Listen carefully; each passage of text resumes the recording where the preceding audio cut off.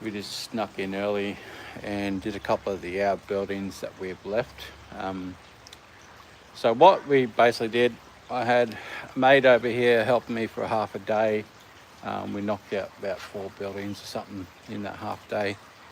And so what we've done now is we've basically done the guts of the high school. So there's really just the back of this building here to do, the back and the side.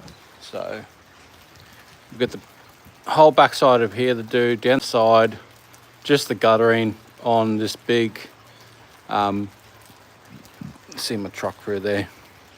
Just cleaning up the guttering. We weren't meant to be doing that building. I'm just cleaning up the guttering because it's all green and looks a bit nasty. We do this little pop out here. So we're into the primary school section. So this side of the school. So we're over probably halfway. So probably 60% done because we've knocked out a lot of the 2-story buildings. Like we're not doing this one here because it was only painted last year. So they're not worried about that building, which is fine. I'll have a quick look over it while I've got the hose nearby it, see if there's any cobwebs or something. I'll just give it a quick squirt with water. But we did all this side yesterday. You can probably just see up on that soffit. You can just see where I got to yesterday with chemical.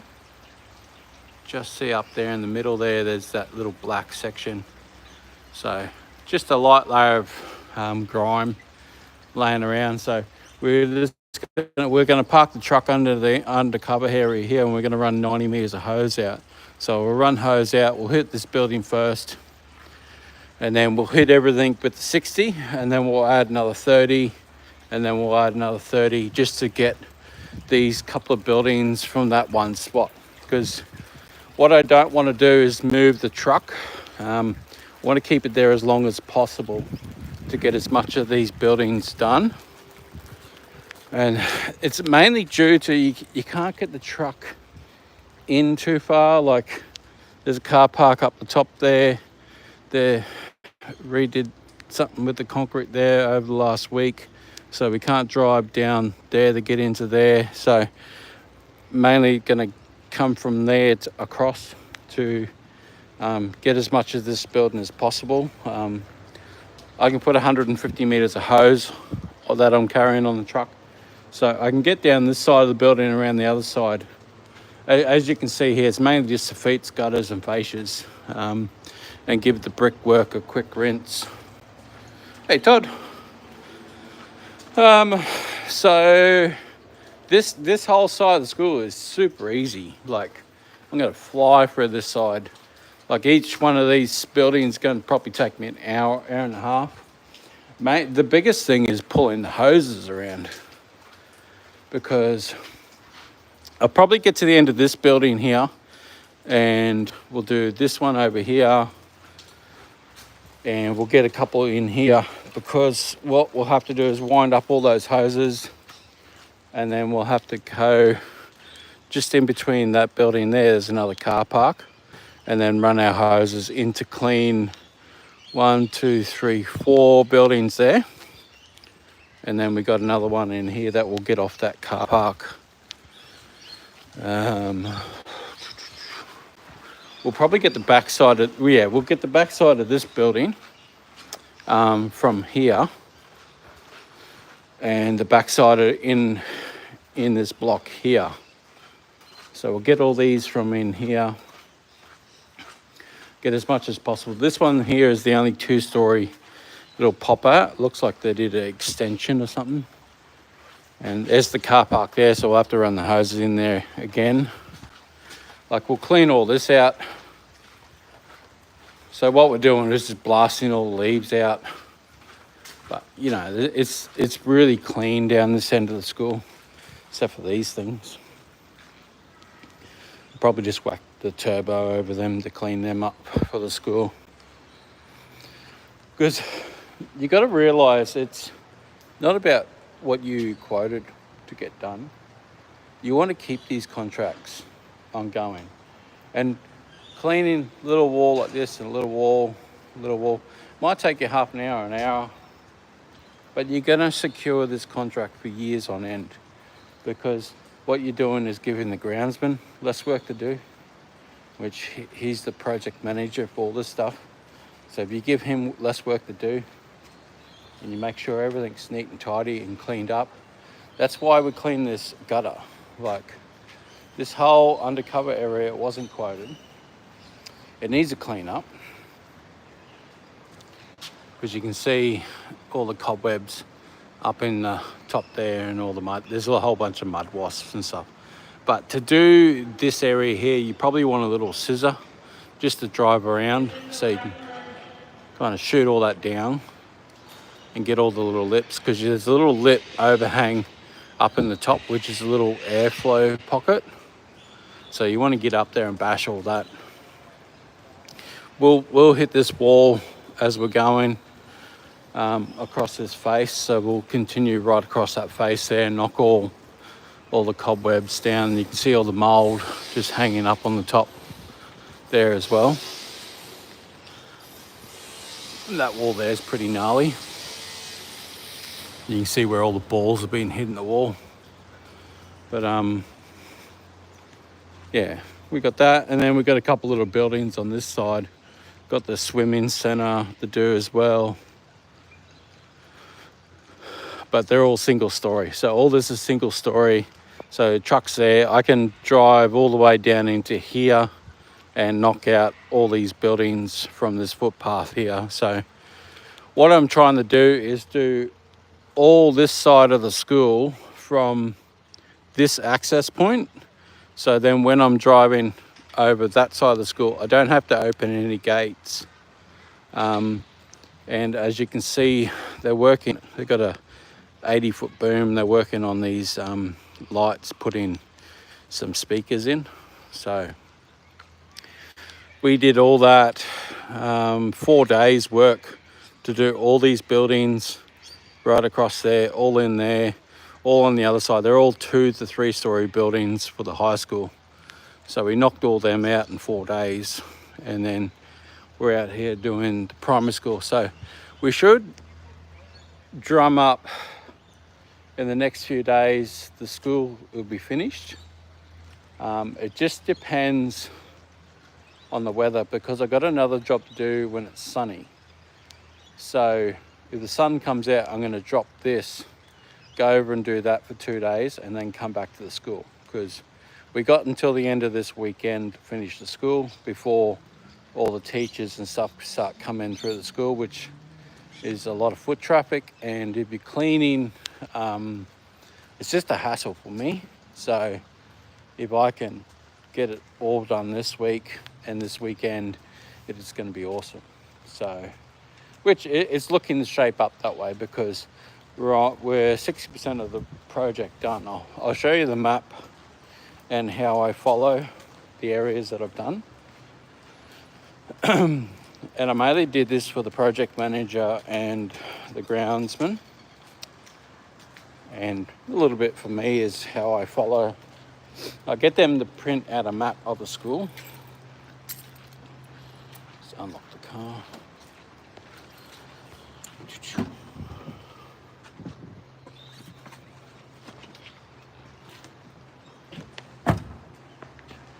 So let's have a quick look. So we get them to print out a map of the school, and the buildings that are ticked is the ones we're meant to be washing. As you can see, we're down the F block at the moment, is where we're parked. So all the high school has been done.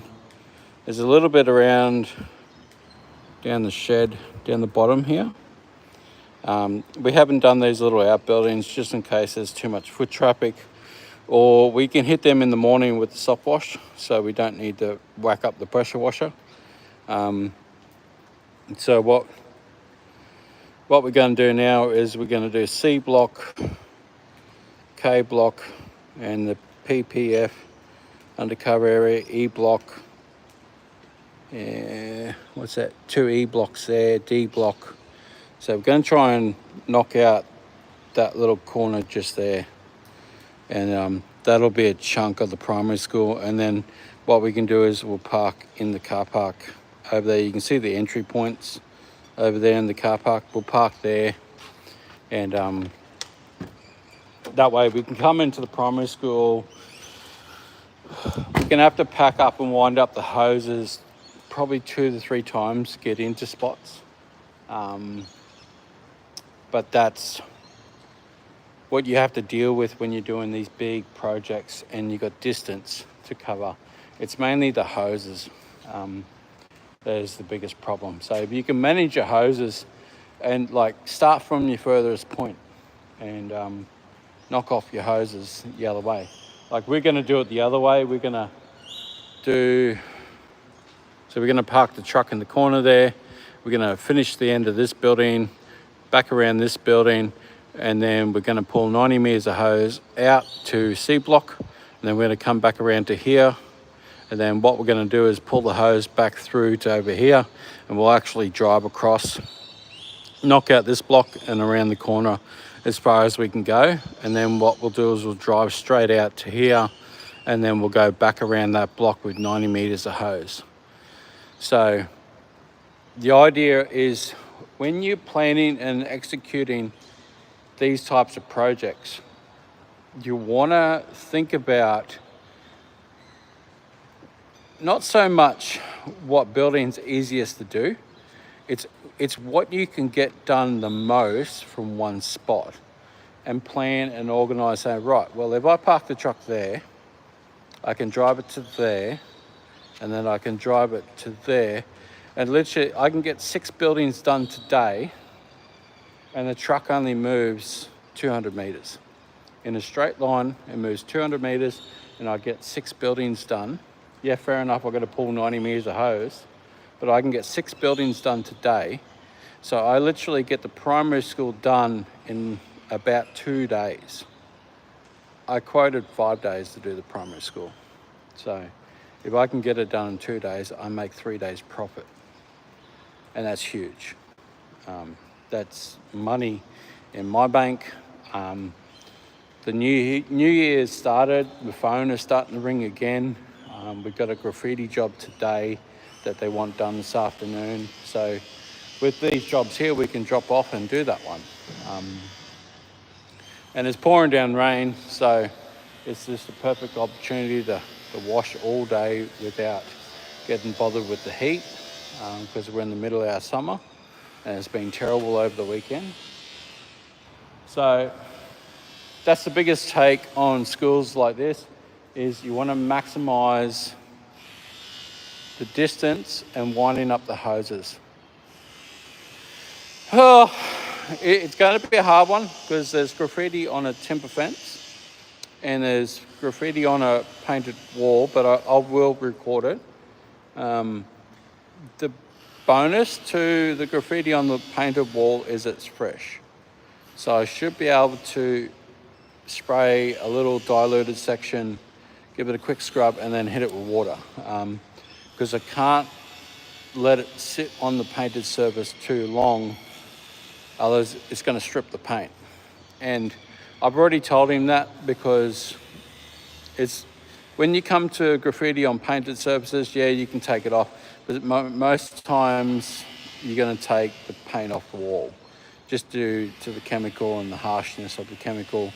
And you don't know if it's been painted over old graffiti as well. So there's just things to learn with that, and knowing what to promise and not what to promise. Like, I've been painting for 20 years. I've been doing graffiti removal for 20 years.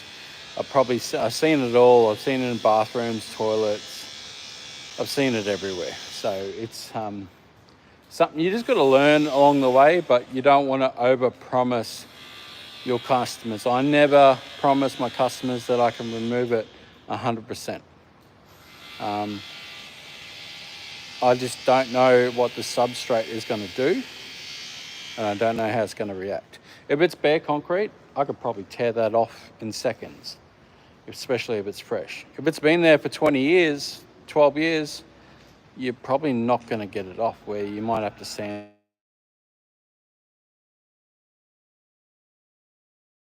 So